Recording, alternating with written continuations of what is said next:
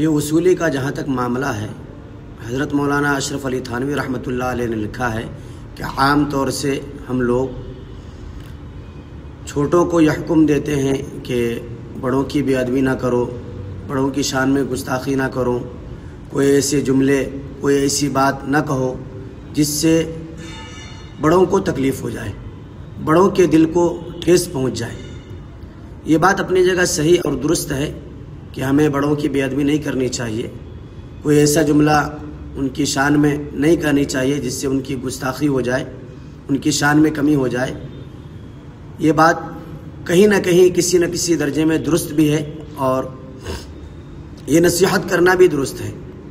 لیکن حضرت مولانا اشرف علی تھانوی رحمۃ اللہ علیہ نے لکھا ہے کہ جس طریقے سے ہم اپنے چھوٹوں کو ترغیب دیتے ہیں کہ بڑوں کی بے ادبی نہ کرو،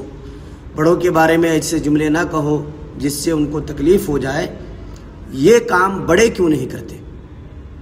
بڑوں کو بھی تو چاہیے کہ کوئی ایسا جملہ نہ کہے، کوئی ایسی بات نہ کہے، کوئی ایسا کلام نہ کرے جس سے اپنے سے چھوٹے کو تکلیف ہو جائے، اس لیے کہ دل تو سب کے پاس ہے اور دل آزاری چاہے بڑے کی ہو یا چھوٹے کی ہو وہ گناہ ہے، اللہ کی نگاہ میں وہ برا ہے تو ہے۔ تو حضرت مولانا اشرف علی تھانوی رحمۃ اللہ علیہ نے لکھا ہے کہ بے ادبی کا معاملہ اور گستاخی کا معاملہ اور ایسے جملے کا معاملہ جو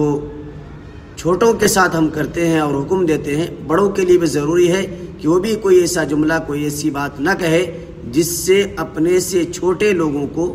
تکلیف ہو جائے، ان کے دل کو ٹھیس پہنچ جائے۔ اللہ عمل کی توفیق عطا فرمائے۔